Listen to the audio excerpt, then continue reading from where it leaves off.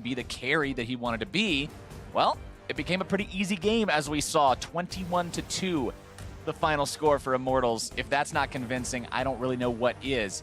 And now Immortals are going to be the ones on the blue side, which means they get to enjoy a little bit more freedom and flexibility in the first part of the banning phase. They're going to take Graves and Elise off the table, heavily targeting Reignover. Camille and Rengar, the first couple of bans from Liquid. Last time they were targeting Reignover in terms of pressure, just trying to dismantle him from the jungle so he couldn't get his lanes going, and then just going from there. But the Varus ban, you expect LeBlanc to come out here unless you don't really care too much. I think she's the one that's kind of falling by the wayside in North America. In Korea, she's still incredibly popular, though. Final ban on the side of Immortals is going to be Varus. Yeah. He's so strong with the lethality, people are just like, I don't want to deal with this champion. Just get him out of my game. Yep. So you would expect Kha'Zix's first pick here for Immortals. And sure enough, the call and the immediate response, that's going to be picked up for Dardoch. Last game, he absolutely took over the game with Elise. Didn't really feel too threatened by the Kha'Zix of Reignover. This time we'll have to see if he's able to make more happen on it himself. Yep. And see if he can get snowballing. Team Liquid, though, on the opposite side, Zyra, Malzahar still on the table. Jhin, Ashe, both as well. So you'd take one. But that's the thing, is there's a lot of answers here, whereas the jungle's kind of pinched, and Reignover may have to take a jungler in the first round, which you don't always want to do, but you probably will do that here, because Rek'Sai could be the next ban that comes out from Immortals, and then they'll just pinch that pool even harder, maybe like an Ivern or something of the likes.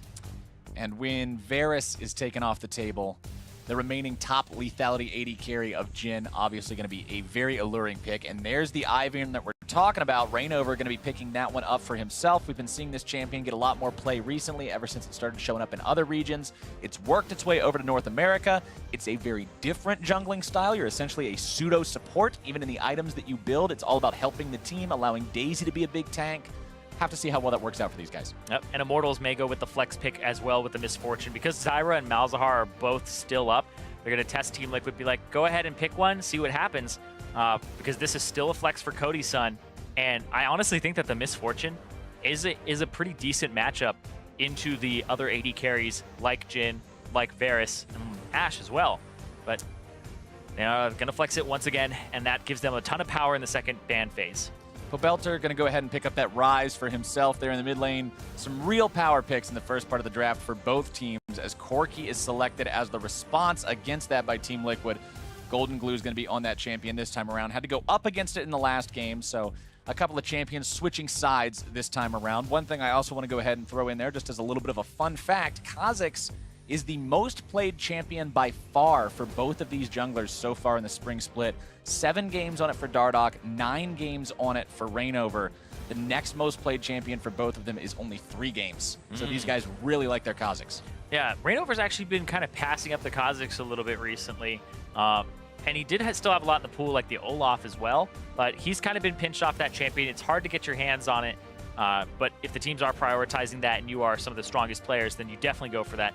I'm very surprised right now by Team Liquid banning away carry top laners away from Flame, mostly because of the fact that you have your mid laner. This is where they're probably gonna last pick their support again on Team Liquid side, so that they know where the Misfortune is. But this means that they most likely aren't going with a carry top laner themselves, despite having an Ivern who would provide the utility and tankiness that you would want.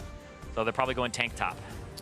Shen would definitely fit that descriptor, and that's who Team Liquid's going to be going with for Lorlo this time around. The bans, by the way, in the second part of that drafting phase, Zyra and Malzahar taken off the table by Immortals. Liquid, like you said, those carry top laners, the Rumble and the Jace, they're going to be denying those from Flame. And now Immortals will have to show their final and true hand with these last couple of picks, show exactly where that Misfortune is going to be going this time around.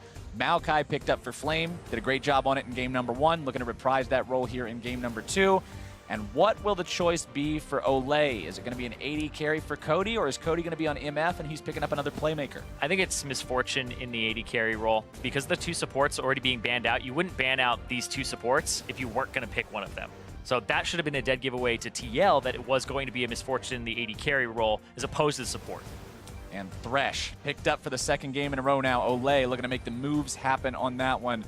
Olay's champion pool is a little bit different than some other people's, at least in what he's played so far. He's got more Morgana than anything else, and Thresh is actually tied for his second most. Now it has taken second most with these games. So really likes playing these champions that have that catch potential. Yeah, it's interesting as well because they're banning out a lot of the champions that do well against it, like the Malzahar and the Zyra, because they poke you out of lane. Landing a hook against a Voidling is just absolutely impossible. It's like pretty much ridiculous. You can't do that with a consistent basis. So they ban those out. They give Olay a good matchup here, and then they put the AD carry as Misfortune again in TL's composition. Double AD carry with Ivern and a big tank in the top lane. If Lorlo can beat Flame in that matchup, that'll kind of be the big thing I'm looking at here, is how that Shen tries to get an advantage over the Maokai, because then it just becomes a 1-3-1 or a split push terror. Matt on the Karma again as the response to that Thresh there for the laning phase. Also going to be supplying some of those shields and speed ups and other general utility purposes in the team fights as this game goes on. Liquid has definitely got to be going into this game with a game plan to change something from game number 1. Because if they try to play the same hand, it's not going to work out too well for them. Hopefully they're still in the right place mentally. Hopefully this is a team that's not going to be tilting after a performance like that. That first game is one that could definitely get to anybody having that serious of a loss.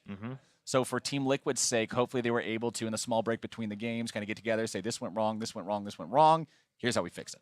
Yep, and it just looks like, oh, swap it over. Ivern for Reignover, Shen for Lorlo. Bottom focus here. This keeps your bottom lane safe when you have double globals. So Piglet, he hates playing against things like Gangplank and Shen, but he loves playing with them because it's a party in the bottom lane all the time. And that's what he's going to try to do, is have a better performance this game, have the team focused around him a little bit more, and try to see if he can get TL that win. And that's kind of one thing we've been talking about with Piglet. It's kind of been one of the stories about him ever since the AD carry meta has been towards utility AD carries. It's like Piglet wants to carry the game. He wants to play a hyper carry. He doesn't want to just provide CC from a long way away. So he doesn't want to play against an enemy team comp that's constantly going to be putting 4 bodies in his lane. He wants to be playing with a team that will give him as much assistance and help as possible so he can be that big checkmate piece for his team. Yeah, I will say that AD carry has become quite accessible for players who may not have the same level of mechanics. Edge of Night isn't really like, oh, I juked you. It's I outplayed you by having a spell shield for 10 seconds. Yeah, on a 30-second cooldown. And most of don't trigger me like this. But still, the AD carries that are being played though are very heavily spell focused for the lethality. They walk up, they throw out a spell, etc. It's not a lot about the kiting. It's just your positioning relative to where you're poking from and the rest of your team. So if you have that down, then you can be a really good AD carry player right now, have some laning mechanics and all that. But we aren't seeing things like Callista. We aren't seeing things that have a high skill cap that you need to be able to perform on. And I know for a player like Piglet, when he gets outperformed by somebody that he actually thinks is worse than him, he gets kind of angry because he's like, I know that I can beat this guy, that this guy is not good. And it's kind of like the meta right now just sucks. And that's what I'm talking about. You can't let that kind of mentality get to you after that first game. If you're thinking we should have won game number 1, everything went wrong, everything is bad, that's not going to work. Hopefully, that's not where these guys are at. As Reignover with what I think is one of the goofiest skins in the entire game of League of Legends, Candy Ivern with all his crazy bleep bloop sound effects. Going to be marching around the jungle, just laying down some of those groves and being ready to harvest them up later. Yeah, he's actually doing a his own side start. He knows it got warded, so he's not going for an invade here, lest he gets completely destroyed. Yeah, you pointed at it. It's the fervor for the top lane for Lorlo on the Shen. This is not uncommon. It actually just makes it so that when he gets the Tiamat, if he does go for that build, it's just so much attack damage. It's a lot of wave clear, but also just when he's hitting his opponent, it's really punishing. Shen does % HP magic damage, so you make sure that you do a decent amount of physical punch on top of it. Got that 50-50 split. It's a little bit harder to itemize against him. Plus, he likes these extended trades. The whole point of the Spirit Blade is to get all 3 hits in there. As long as you can do that, the fervor is going to be stacking up. He had nicely 8 right there. yourself. 8 stacks. Able to go for enough trades. Teleports on both of these guys. Lorlo, of course, though, having that second teleport in the Stand United means he's going to be having a massive amount of global pressure as this game goes on. Last time around, you saw 2 teleports on the side of Team Liquid, one on the mid laner, the LeBlanc of Golden Glue. This time, you've only got 1 guy, but since he's got a double barrel teleport, he can still get all kinds of places. Yeah, and I assume it's mostly going to be that bottom lane, trying to exert pressure. It's a low mobility Misfortune. Once Daisy comes out, you pop it, you just send her under the turret, and she'll tank it for you for a bit. And the Shen is able to just get on in there. And Reignover going to look for a gank at the top lane. Ward is a little bit further out, so if Lorlo goes about now, then they may be able to stop the Maokai from not having to use a flash, but Lorlo and Rainover seeing what they can gets find vision. here. Flame, he's going to be taunted up. Rainover is there, looking to find even more. Brushmaker thrown down, so he gets those ranged auto attacks. Continuing to lock Flame down. He's still got the flash to get away from this one. Doesn't have to use it. Flame recognizing that he would still be alive and saves the Summoner Spell. Yep. Was a bit of a delay there for Lorlo to actually use the taunt, which was quite strange. But Flame's actually going to TP to a very unsafe place. He actually comes in right in the middle of the river, so could have been punished there if Rainover actually stuck around in that top bush and decides to back because Kha'Zix's going to take over the bottom side jungle, and Lorlo doesn't get to back in this time. Dardoch may be returning to that bottom lane sooner than you think, though, considering Matt's flash is now down. That means that there's opportunities there that may not otherwise be available as Pobelter and Golden Glue just trading those shots back and forth in mid lane. Similar to what we saw last time, these guys are always looking to get that edge. Yep. Going back and forth, trying to figure out if they can start getting roam priority and start moving through and getting control of the river. But what's happening right now is both junglers actually just full cleared their jungle, and they have nothing to do in terms of farming right now. So they're looking for gank opportunities. Half-hard. Ole, that's dirty. He's throwing the Lantern back to fake out that Dardoch is there. So they spend mana, spend an ultimate to start running backwards. A Golden Glue! Golden Glue forced to Valk back, did not want to be hit by that overload. Flame with some good positioning here in the top side. He's pretty comfortable in the way he's controlling this so far. He's got a big minion wave, so Lorlo does not want to be fighting him in that one. Flame can just shove this up. With Dardoch on the way, he's not really afraid of being ganked again by Rainover. Kha'Zix and Maokai feeling comfortable enough to fight that 2v2. Oh, looks like Dardoch's going to try to go kill his homeboy. Try to go for Lorlo. What's it going to be? Pobelter is here as well. Flame's going to be the one tanking the turret. Remember, he can drop the aggro with Twisted Advance. Does it perfectly. First blood for Dardoch. Picks up Lorlo there. Pobelter also getting involved with the roam. And now mid lane gets shoved up. Top lane gets shoved up, but now Lorlo is just punished super hard. Doesn't have the TP to get back in the lane. It's going to go down about 10 CS early. This also stops you from wanting to go that Tiamat build, wanting to go for decent damage and wave clear early. You do that if you get a lead. If you get behind, then it's definitely not one you want to go for. You delay your tankiness. He might get dove even more. The taunt onto Flame, and drops the aggro with the W, like you said. And that's like, yeah, that was good. Yeah, that was good. That's exactly the way they needed to play it out. Make sure Maokai's tanking it first. As soon as he's in danger, bam, turret's off of him. Dardoch eats a single shot, and they grab the kill. Yeah, and this throws me back to when Dardoch was on TL. He would gank bottom lane all of the time, and Matt was the one who would play Alistar, start getting aggro, and then go in, tank it for as much as possible. Dardoch would get the kill. Dardoch had one of the highest first bloods and highest participation in the first 15 minutes. He actually believe in spring of 2015, he was #1 in pre-15 participation for junglers, but it was all bottom lane focused. Is 3-man dives. That's what Dardoch really loves, is those 3-man dives. And we saw so much of those classic Alistar dives where you headbutt, pulverize, and then immediately start walking out, stand on the edge of the turret range until you have one more hit, and then you just spend so much time, it's so easy to pick it up. Yep. But Maokai doesn't even have to worry about that. He just drops the aggro by pressing his Twisted Advance, which locks the guy down anyway.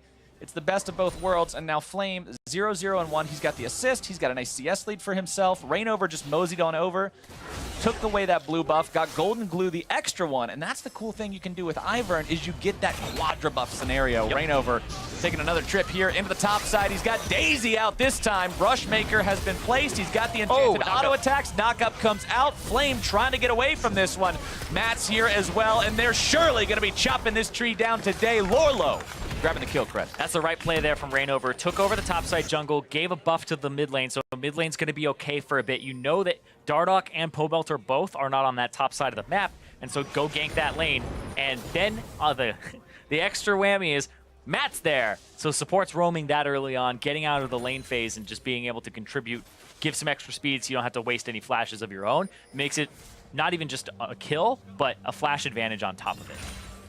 Now, the last time, in game #1, when Team Liquid got their first kill, Immortals got 4, and the game just completely spiraled out of control from there. So now in game #2, 1-1, 300 gold difference. Liquid's fine with this. This is This is okay. This is okay. This is a totally normal situation that anything can still happen. Matt moving around making those plays is a good sign, shows that they're not shaken and sort of afraid after game number one's results. They're still looking to be proactive, get themselves ahead through any means they can find, even if it's a little bit unorthodox. And one thing I'm also going to be looking for, as I do in every game with mid lane Corki, is can he use those early packages effectively? It's so hard to find an opportunity to really get a good delivery with those. Yeah, and especially in pro play where everybody's really conscious of when it's been picked up, and they kind of get on alert, make sure that they don't get picked up by it or destroyed. But this matchup right now, it's been going back and forth. It's been very even between these two mid laners who have actually struggled the most in the league. I believe they're number 10 and number 11 for CSD at 10. That's not a typo, by the way. Alex each counts because he played as a substitute for Envy. So there is a number 11. That's not just Irene taking shots. Yeah, I think it's Golden Glue's actually number 11, and Pobelter was number 10, so still top 10. Still top 10. That's one way to look at it. Top 10 in the North American LCS. Reignover grabbing the blue buff for himself. And since he's got that nice blue candy sitting on the ground, that means Golden Glue can just walk over, refresh that, and continue the non-stop rocket spam. Yep. Very annoying, and the fact that they had blue buff control on the top side, like that's the big thing playing against Ivern is you can't leave your buffs alone for even a second. Hide your buffs, hide your blues, hide your reds. Hide everything because he's coming. Oh, hide your bot lane. Grab him easy. Daisy is summoned. And the dive may be coming out just momentarily. Curtain call opened up. Olay going to be eating those shots first and foremost. Number 3 and 4 both hit Cody's son, but the damage is just not there. And Daisy is thrown to the wolves. Going to be shot down by that turret. Cody grabbing the kill credit for it. An extra 50 gold for him. Brushmaker is here to just provide a little bit of extra confusion, but it's not really doing a whole lot other than giving Reignover a couple of extra ranged auto attacks. He goes back, collects the Grove on the Scuttle Crab, and the gank just sort of fizzles out. Yeah. Good play there as well from Immortals. They didn't have to blow any summoner spells to get out of it. They were able to control the wave, make sure it wasn't diveable. And there wasn't really a tank there to even do anything and, and assist in the dive. But this actually is Immortals' 4-man bottom lane. Rise was also looking to come down here, but it looks like they're just going to back off. So you look for those plays for a few seconds, then you back off because you're just wasting your time, your efficiency of farming the jungle. I'm talking about not having a tank down there. It's kind of interesting because Reignover, they did sort of have a half tank, right? Because they had Daisy. And Reignover's almost like a champion and a half because you get this extra big tanky meatball that'll go in there and just take hits for you. Yeah, it's not the smartest thing in the world. It acts kind of stupid sometimes, but it still takes a lot of hits and it provides free CC. Dardoch deciding to go over the wall, look to solo out this Mountain Drake. Not going to be spotted out at all by Team Liquid just yet, but Matt happens to be taking a stroll through the area and is going to see something funny going on. Dardoch's got to be disappointed about that one. Piglet hanging around. Gold Blue's got the package delivery. Lantern over the wall, going to be keeping Dardoch safe. Bullet time right back into the pit. Can Dardoch go in and secure it? Yes, he can. He's going to pay for it, but he'll take that trade. Yep. Primed it, but then everybody collapsed. Got it. Looks like the Reignover smite came out. Don't think Dardoch even smited that there. Just got it with a claws. Got it with a Q. Yeah, Reignover smite left it with 192 or something along those lines. So just a little bit of a premature trigger pull.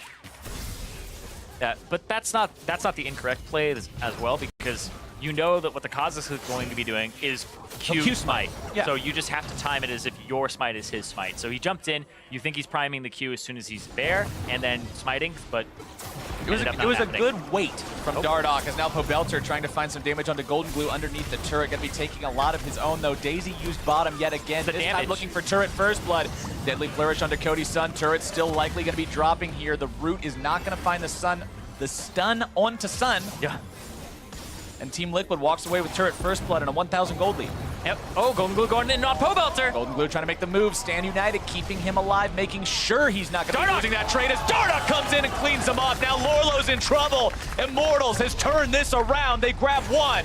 Number 2's forced to flash away. Yeah, they had to run down that way because Flame was actually coming in from the backside. So that you would think, okay, why isn't he just running back towards his turret? Golden Glue actually got sectioned off by a roam there. Lorlo now left to sit here in mid lane, mop up some of these minions a little bit. Redemption up and active on Reignover. An important thing to point out, this item for a long time was really ridiculously strong, and now it's just really strong because the heal got hurt, but it's still the same scaling later on in the game, and Ivern is one of the few junglers that likes to build it. Yeah, it's the reverse lethality change where, oh, it's weaker early, but ends up being the same later. Hold on, I can't watch that. Cody's taking shot after shot after shot after shot. Piglet grabbing the kill. Flashes into it. Still, I believe, has heal at the time. Damn. That Piglet was with the prediction. well done. This is why this guy is frustrated when he feels he's losing to players that are worse than him, because he can do reads like that. What a shot. That was insane. So that's his first kill of the game. Now he's 1-0-1. He's got his Ghost Blade done. His opponent has the Ghost Blade done. And unlike last game where Piglet was sitting on an Ashe that has to build an Essence Reaver, go for the kind of outdated 2016 crit build, instead, he's playing lethality as well. He's going to be hitting the early power spikes. He's going to have that same influence in the fights that Cody would. Yep. Cody will have that ultimate, but Piglet has that catch potential. And since they've opened up the bottom lane, this is actually almost, I believe it's really close to the same frame. The Redemption does not go off. He flashes, and right there, it hits about the same time. That is so close to giving the heal over, making it so that the ultimate doesn't do as much percent missing HP damage, and may have not been a kill there. That was a hostile Redemption. That was Rainover's Redemption. Oh, okay. So it wouldn't heal him anyway. What am I doing? It wouldn't have healed him anyway. Yeah. It would have just bopped him. I actually think it did bop him a little bit. Yeah, I think it did. What am I doing, man? To be fair, sometimes in Spectator, Redemption is hard to tell whose Redemption actually is. It's blue. Yeah, it's until the blue. very last second. It looks like it's going to heal him, but then all of a sudden, the fourth bullet from hell comes in and does its job, and Piglet finds himself so a well-deserved kill. So literally not as cool, but still ridiculous. Ivern did actually get it off there because it ended up giving an assist over, whether that was Rainover providing a shield to Piglet while he was just standing around. No. So yes, the Redemption did go off. Okay, good. One thing I want to comment on too, since some people might not know this, but we've watched Ivern plant his Grove on the Krugs a couple of different times now. Ivern is actually the only champion in the game that gets a raw deal on Krugs, because when he sets them free or whatever he thematically does to the jungle critters, he only sets these two free. All the little baby ones that come out when they die, those don't even count. So he gets less gold and experience from that camp than any other jungler in the game. Yep, it's a little bit of a compensation there for the other power that he has. I mean, I will take about, what is that? 4. I'll even take like 100 gold dip just to be able to give extra buffs to my laners. Like that seems like a steal. It's a fair trade. It is definitely a fair trade. As now, Team Liquid hanging around here in this mid lane, trying to see if they can find any sort of an option, just clearing out some of these wards, trying to get some extra control over the area. The control ward from Immortals on the other side of that wall, though, going to be spotting it out if they decide to toss any over there. Dardoch towards this top side, in case they want to do anything cheeky, priming some kind of a dive onto Flame, but a level 11 Maokai is not the kind of guy you go for a dive onto. Now Dardoch looking to make the moves onto Golden Glue. Stand United going to be used. The exhaust is down. Redemption coming out. Golden Glue kept healthy. Rainover coming right back into the fight. Curtain Call opens up as well. Trying to target Dardoch, instead switching fire over to Olay. The fourth shot hits Dardoch, so does Inner Flame, and Piglet with snipe number 2. And Piglet on fire this game so far. Great ultimates. Believe he picks up that one with, I think that might have been Deathfire Touch there. The W came out. I think it might have just been enough, so... He's actually, I think he might be a little angry from that last game. That Piglet has some kind of a mission, some kind of a vendetta to find now, but Dardoch's attempt on Golden Glue here just does not work out. Yep, Golden Glue with the exhaust there. That is actually a friendly one for the red team. When the Redemption comes out. Shoots one at Olay too, so Piglet does get an assist on top of it. Hits him there. I think that's the Karma ulti going off, and then the Deathfire Touch finishing him in the very last hit at the same time. I thought the Deadly Flourish looked like a miss there, but then it said Piglet has slain him, but that makes sense. The explosion from the Enchanted Inner Flame and Deathfire Touch just did the last 1 damage, as now the TP Drake from fight. behind here. The Drake fight is the story of the game. Flame looking to find that pincer move, but Pobelter's taking a lot of burst. Cody's done with the ult over the wall. He's exhausted for it, though. The damage isn't there. Still looking to make some kind of a move if they can. Cody's son low on mana. Immortals retreating back into the brush that Rainover generated earlier. Dardoch forced to hop out over the wall, and Team Liquid have found this Drake. Yep, TL with enough damage. The Trinity Force from Golden Glue just does so much right now. These guys, have hit great spikes, and this is where you want the gold. You don't want your Ivern to pick up a whole bunch of kills. The 5 assists for Reignover actually means a lot here because that means Golden Glue, Piglet, the 2 people that he will be protecting and providing extra shields and heals for are the 2 people that have the gold. So that's really good for TL. And going back to what we were talking about earlier, how this champion is so different with the Ivern, how this is essentially a pseudo support played in the jungle, even through his itemization. Redemption item number 1, Locket for item number 2 means you're going to be having these big ticket support items, the big shields, the big heals that make you deceptively hard to kill, you and your allies, in these big team fights. It gets very annoying for the enemy team very quickly when he has this instant shield that's so big. He has the bonus to the shield from the redemption. Then the redemption can come out and heal the person that you had done damage to, but you couldn't get through the shield fast enough. Like, it just becomes a snowball effect with Ivern's items all really synergizing with each other quite well. I believe the Athene's Unholy Grail, or maybe even the Ardent Censer will come out for him since it was buffed previously. Collecting that Krug camp yet again, throwing him out a pile of candy. As Immortals are still only down 1,000 gold. It's a 5-2 game in the favor of Team Liquid. 2 turrets compared to 0. But Immortals is making sure that that advantage doesn't become too inflated just yet. They're still in a spot where they can come back and win themselves a fight. They just got to find a good way to do it, because last time we saw what could have been a pretty solid ultimate from Cody's son, but the immediate exhaust from Team Liquid shut that down. And the double exhaust, they do have to play around that. Dardoch jumped in, got exhausted. Talking about the previous one as well. These exhausts have been quite difficult to deal with. And that's one of the advantages of mid lane Corki, right? Yep. We talk about how Corki's powerful, he's got all this poke, he's got split damage and things like that, but something that's not even part of his kit, the fact that you can take the exhaust comfortably in mid lane, it's really, really useful. And you still have mobility with your ulti, or sorry, with your package. Your passive, yeah, Yep. sort of built into him. It's your passive. It's funny because when you're playing with a Corki player, the green dot is actually his package cooldown. They don't want to show you the rocket cooldown every 2 seconds. They show you Yeah, the that would be kind of package cooldown. obnoxious if you had the green light on the rocket refreshing itself every 2 seconds. Yeah, in Spectator, it's the rocket. But when you're playing alongside one, looks like he's going to exhaust Pobelter. Pobelter not in a good spot in this 1 versus 1, having to run himself away. Redemption going to be used, trying to get him, and Reignover takes the kill on the very edge of that redemption. Oh, so he's been, I actually think we've seen 2 offensive redemption uses so far, 1 defensive one.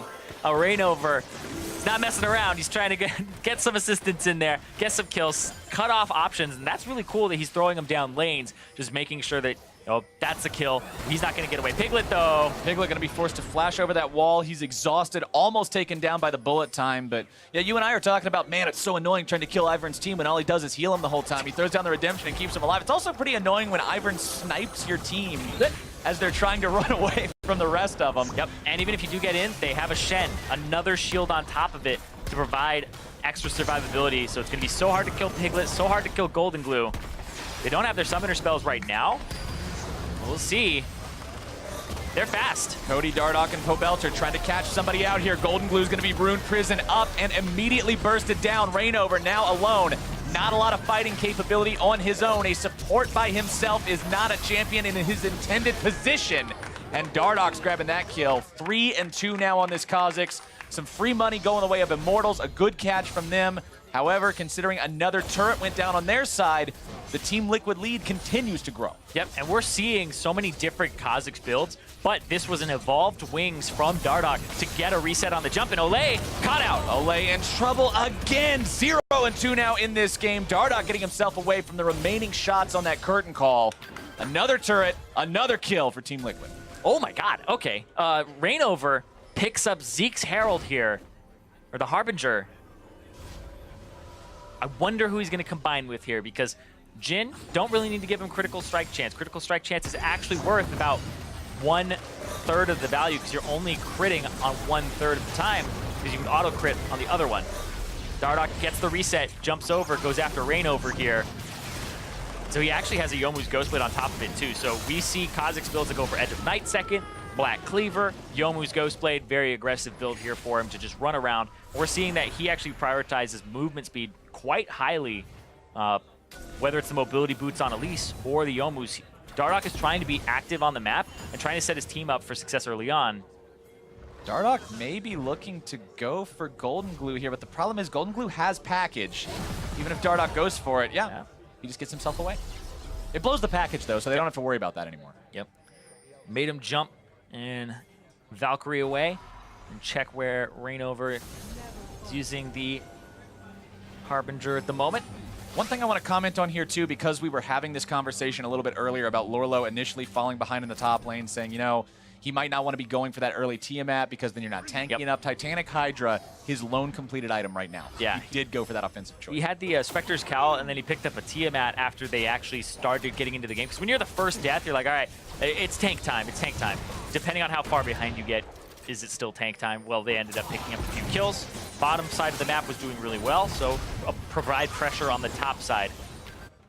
And who did he use it on? It is on Golden Glue. Makes a lot of sense there for the Zeke's Harbinger to be on him. Corki crits hurt a lot when those things connect. And they're half magic damage crits too. So it actually is very, very difficult to itemize against him. Trinity Force on top of it as well. So even if it is hard to itemize against it, Flame is starting to become that tanky Maokai that everybody knows and fears. Frozen Heart and Spirit Visage both already completed on him. Means not only does he have health and magic resistance and armor, he's got 30% cooldowns, which means that many more Twisted Advances, Arcane Smashes, and just general CC and control chaos in these team fights. Yeah, a ton of CC to provide his team with. Lorlo, it's really just the CC and the shield, as well as the W dodge zone, but the dodge zone actually doesn't mean much against this team. Spell-based Rise, and then you have a spell-based Misfortune, but Olay gets a hook onto Matt, and they're looking to go deep on this one, perhaps. Olay going to be taken low, but Matt as well. Curtain Call opened up to provide some kind of an escape route, but Bullet Time shows up and forces Team Liquid back. That was also a fight that Team Liquid was willing to push up onto the turret because Dardoch took the Drake. Exactly. Dardoch had taken the Drake. Hold on, jumping in. Not going to get anything for it. Pobelter has to go back to mid because the Titanic Hydra is just doing work on that Shen. And Lorlo just has split push agency. He's able to just exert pressure across the map. Most likely rotates to the bottom side afterwards. We'll see. Actually, isn't a second tier 2. There isn't a tier 2 turret for him there, so they're probably going to go mid-top, play around that area since Baron is up, or if they want to abuse globals, that's when he goes bottom side. Misfortune, Cody's son, prioritizing the percent armor shred over the flat armor shred this game, too. Wants to make sure that those bullet times are just reducing as many people as he can. Also going to be very helpful for Dardoch to have that armor shredded away, because Black Cleaver doesn't just help you, it helps your team. Exactly. I think that is a really good thing to point out, too, because helps Dardoch, but also Edge of Night versus a Corki is actually not amazing, because he can poke it off really quickly. That's why a lot of people don't like Banshees. Hold on, we might be in a base race situation here, where they're going to start trading turrets. Inside track onto Baron, though, for Immortals, but I don't think they have the vision denial to actually pull this off. Team Liquid's turret lead is now 5-1. Yes. They are playing the objective game way better than Immortals this time around. You can see they're always the ones with their offensive foot forward. Immortals always having to guard as Pobelter going to be chased away now. Golden Glue and Reignover just threatening him out of his own jungle with Daisy lumbering around. It's kind of hard to stand there and try to fight him when you know that knockup's going to be coming your way if you don't get out. Yep, providing cover for Flame, who was shoving the top wave in so that it hits turret. And Piglet's going to run up there and pick that one up by himself. Lorlo ever present in that bottom lane. TP almost up. Stand united, ready to go. In case Immortals tries anything, Team Liquid will be there and be capable of trying to fight him unless Matt gets destroyed first. Cody's son grabbing the kill with bullet time as Immortals now have their chance to go for some kind of a push onto mid lane. The tier 1 turret going to be eating quite a lot of damage. Pobelter walking right back into that Ivern queue. Lorlo is going back and forth between a flank position and just continuing to go bottom. So it looked like he was still struggling to figure out exactly what he wanted to do there. They had lost Matt, but didn't feel like enough of the cooldowns of Immortals had actually been used, even though it was the Misfortune bullet time. Just not really where Team Liquid wanted to see themselves, giving up a free kill like that. We were just talking about how they had so much control over the game, and then Matt gets himself in a really questionable position and ends up yielding a little bit of that control. But if there's one thing that might be able to get you back into the driver's seat, it's this big, shiny package that Golden Glue is waiting to deliver if he can find anywhere to put it. Now they have a playmaking tool for a little bit here. It's time to check in on the Juggernaut matchup in the bot lane. Hold on, Olay, though. Speaking of package deliveries, Golden Glue looking to make one right now. Curtain call opens up. Golden Glue's got it. Belter comes over the wall. Golden Glue may just get punished for this. Instead, finds his way out. Stand United going to be used, keeping this guy nice and safe, as Team Liquid has managed to pick off the Immortals support this time around, moving themselves up into the enemy jungle, taking away the camp, setting up the vision, and getting ready. And now TL, they're going to move towards Baron because they need to get the teleport out of Flame. If they get the TP out, then that's fine, but they may be able to just do it. So this is kind of a win-win for Immortals if they play it right. Or sorry, win-win for TL if they play it right, and they get the global. Immortals looking to stop this if they can. Baron taken down below half HP. It's Brushmakered, so it's hard to see. Flame right into the middle of the fight. Very nice bullet time. Matt destroyed instantly. Reignover's about to be number 2, and Flame just does not care. Dardoch goes right back in. Golden Glue's low. Lorlo's out over the wall. Flame and Cody Sun still looking to maybe make some more happen. Belter has the triple kill with the Realm Ward. And comes up huge in that fight. What was TL doing? They went for a Baron, they got the global out. That's what you should just do, is peel off afterwards. Piglet is literally behind the pit. He is doing no damage to the Baron. That has been the story of TL the last few games that we have seen them, is Piglet on the backside of the Baron. Immortals punish that so hard. Let's watch that again. You get the global out. Then great, you have teleport advantage. Disengage, go bottom. And now Piglet's on the back. Bullet time comes out. Shred onto Matt. Reignover now has his armor decreased. Piglet now gets caught when he walks up, and they just get destroyed. There is no Thresh here. That is a 4-on-5 that should be in favor of TL. And from a macro perspective, they should have just played the macro game. And a big warm welcome to all the viewers from our other stream who are now going to be joining us. You arrived just in time to see the entire momentum and tempo of the game shift in the other direction, as Team Liquid has been in control up until now, but a very costly throw at Baron now puts Immortals right where they want to be. Yep, and it gives Belter level 17. Like, that's huge. He is approaching level 18, 2 levels up over Golden Glue. And almost that 10 CS per minute mark. Like, Belter, this is a good game for his rise. He's doing quite well right now, and the Baron picked up. They get even more off of this. You were talking about how they didn't even have a single turret to their name until they traded the top turret. But I have a feeling Immortals are going to pick up more now with that Baron buff.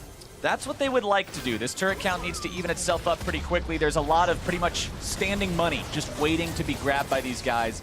Outer turrets are not really worth protecting at this point in time, not when the enemy team is as strong as they are, not after that big mistake. So Immortals will just be rotating around, going from turret to turret, hopping from free objective to free objective, getting more money for themselves. Yep, as where you just get those outer turrets, you're like, all right, we were down a lot of gold, but hey, we hadn't picked up the gold that was just sitting there from the turrets.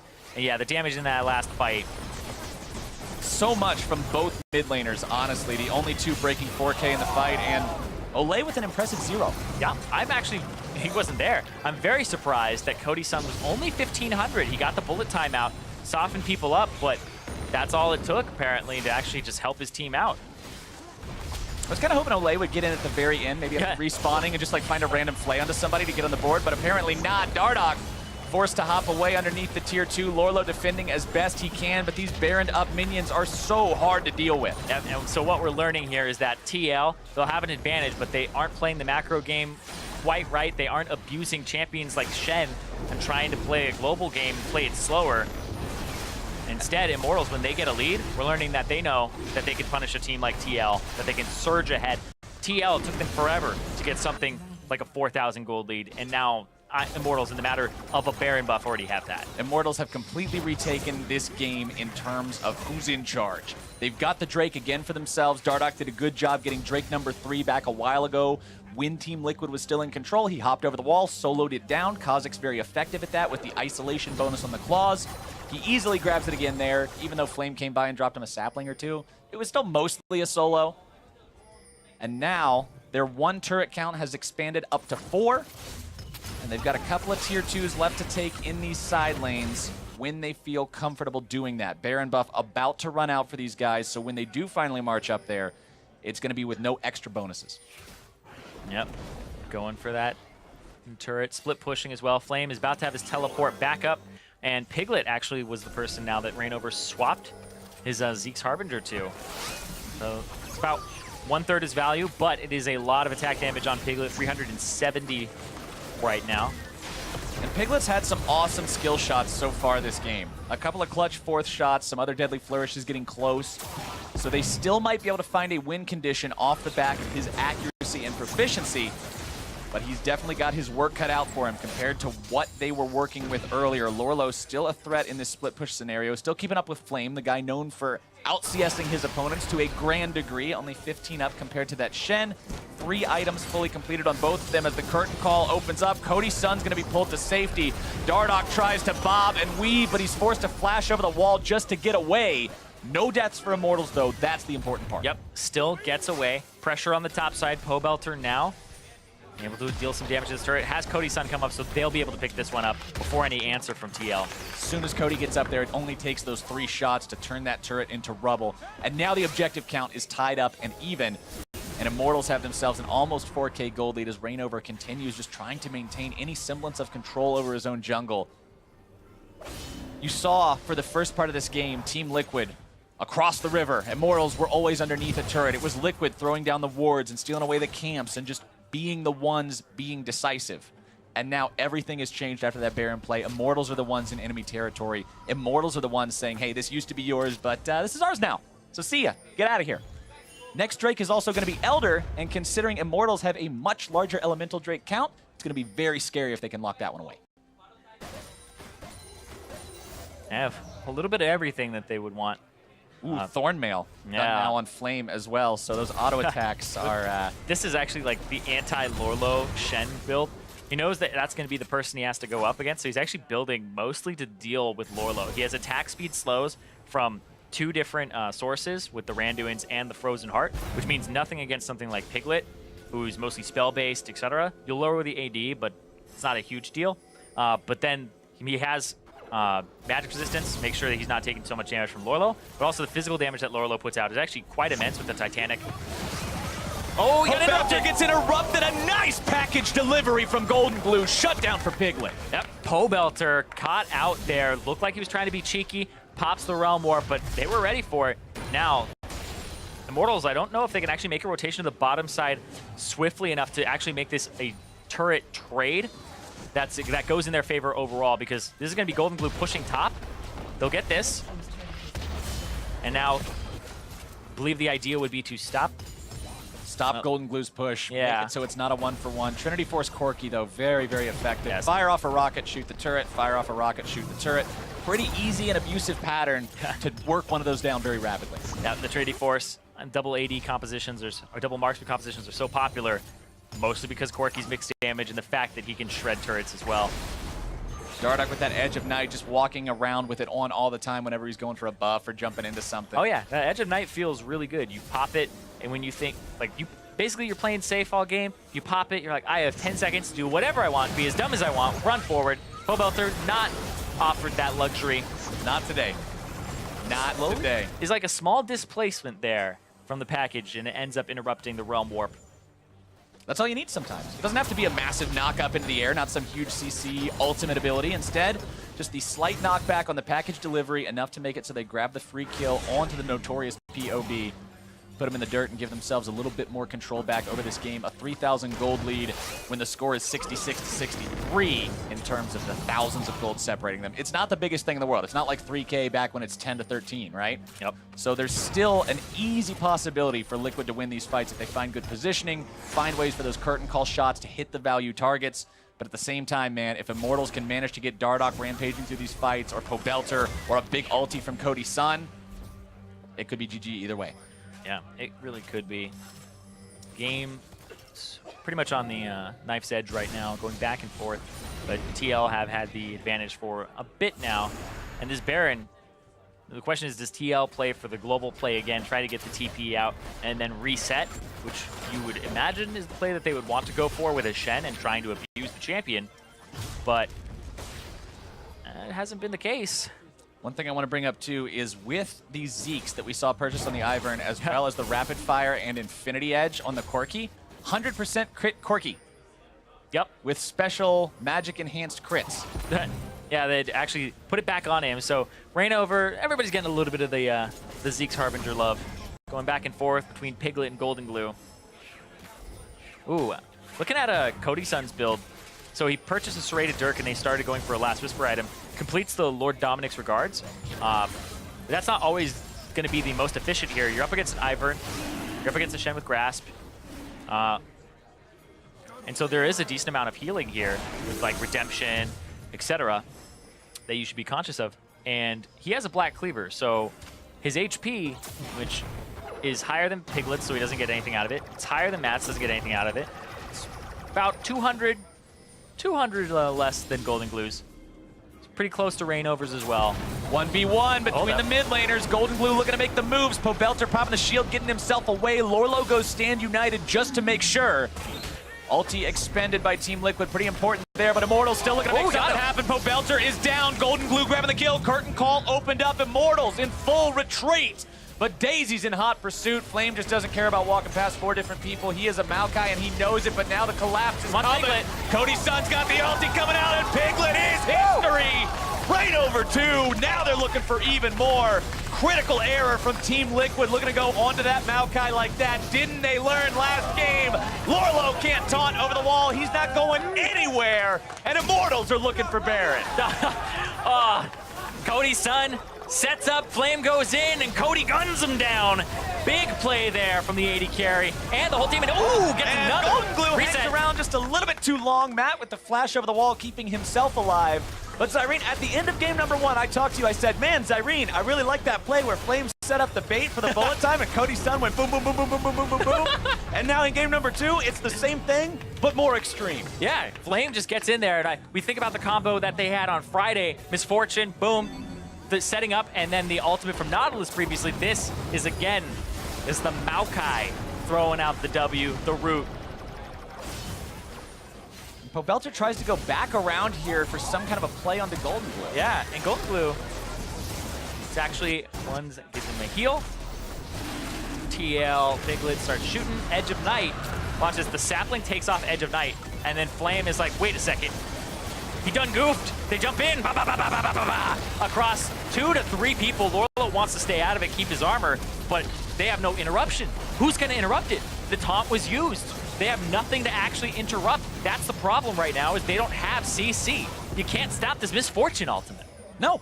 And Rainover, on this champion that we were talking about, he's so annoying in extended fights. He's going to give you so many shields and so many heals. You can't do it when you eat 12 waves of bullet time and you drop right next to your AD carry. As now Immortal's still on Baron. In this replay, Dardoch goes over the wall, kaboom.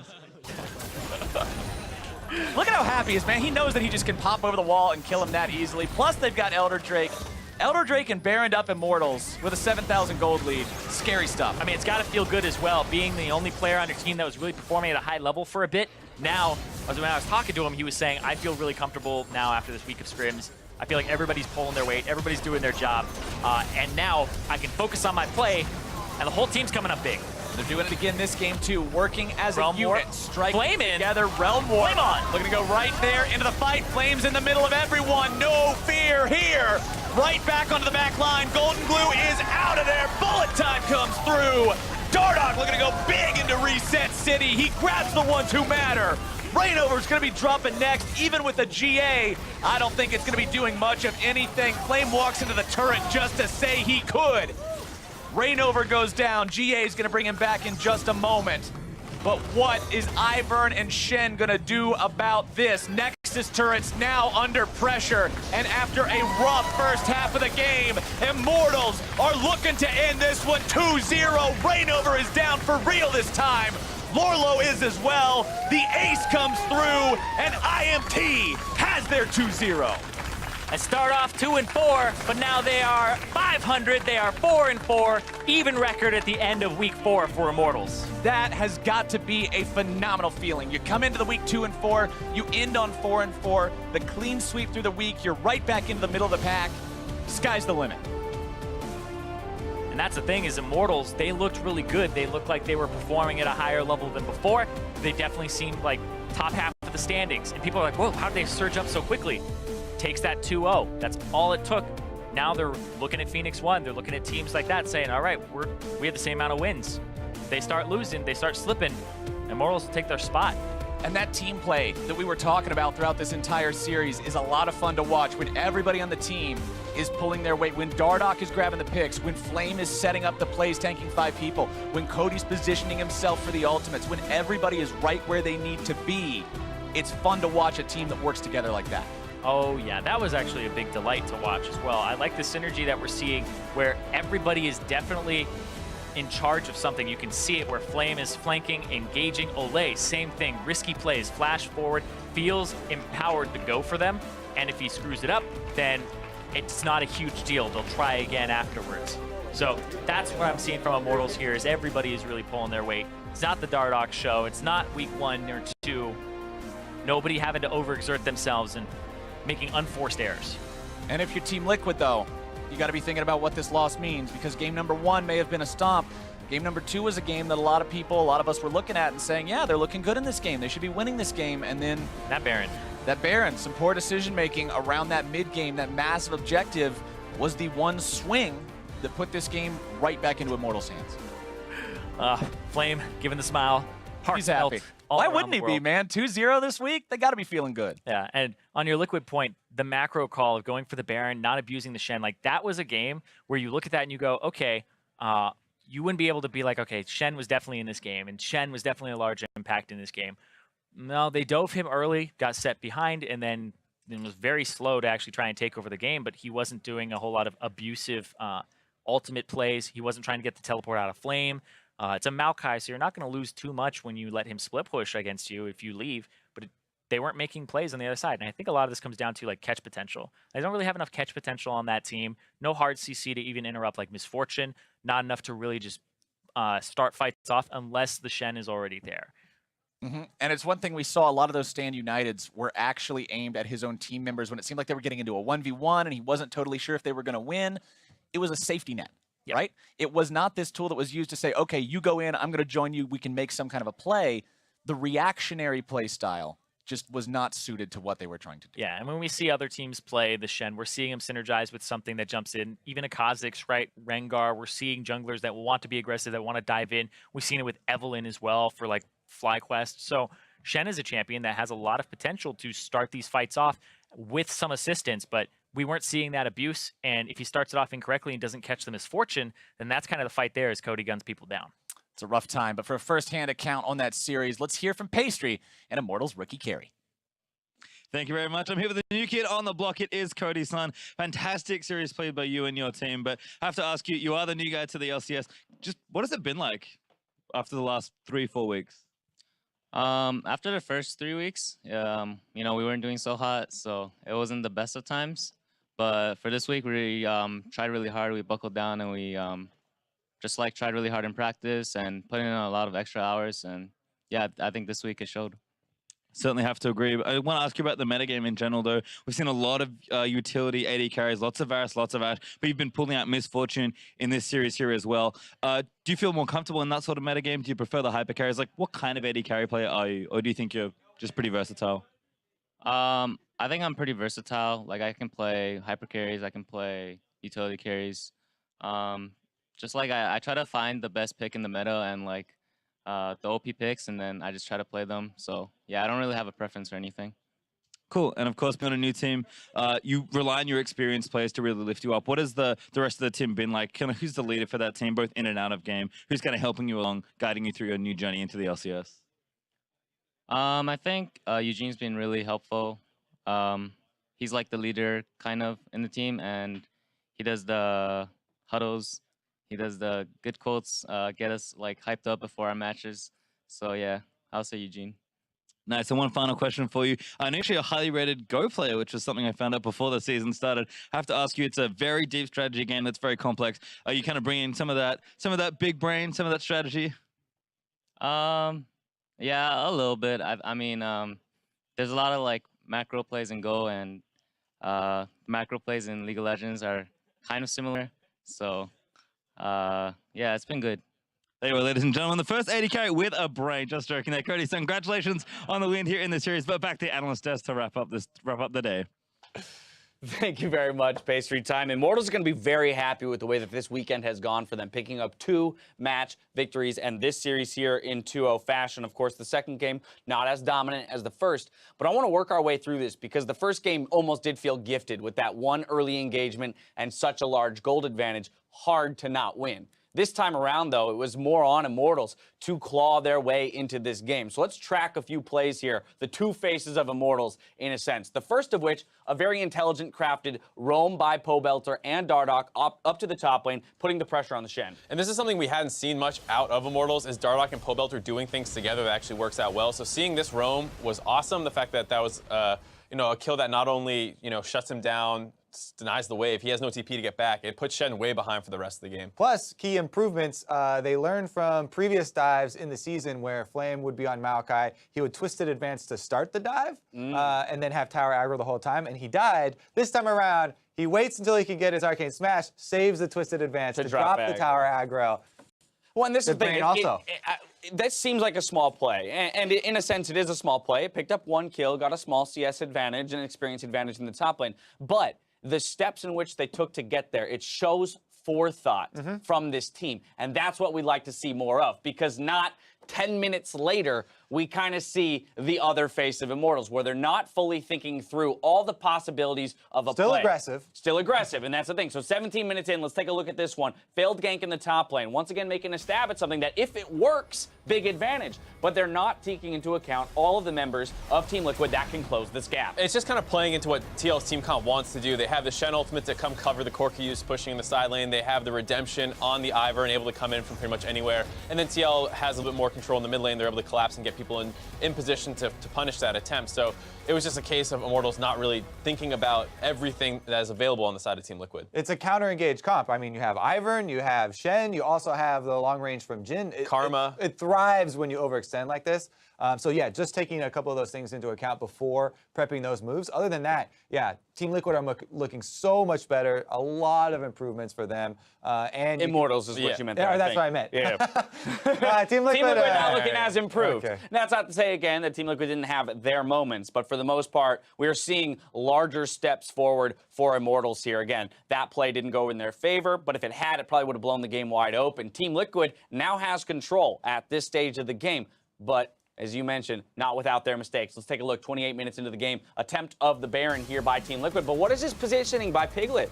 I don't know. He's like really embraced the new sniper meta, because he did it last night also on Varus, and he was up behind the Baron when the team was doing Baron, but they all kind of kite back here. But you've got a Maokai snare, Misfortune ultimate comes through with a huge zone, and so it really frees up the Kazakhs. Even though Dardoch goes super deep here and does get popped, like, they have enough DPS left and chase them down, and that's the swing where they then can take the Baron after that, and Team Liquid loses the, what the hold they had on that game. And with what we were talking about, how their comp is mostly a counter-engaged comp, this is exactly the opposite of what you want to do with that comp. You pin yourself up against the wall. Sure, they can kind of kite out to the top side, but they're not going to like turn off the Baron aggressively or anything like that. So they end up just getting engaged on by Flame, which sets up Cody Sun for the nice ultimate. And the reason they went for that play was because they had just picked off Olay.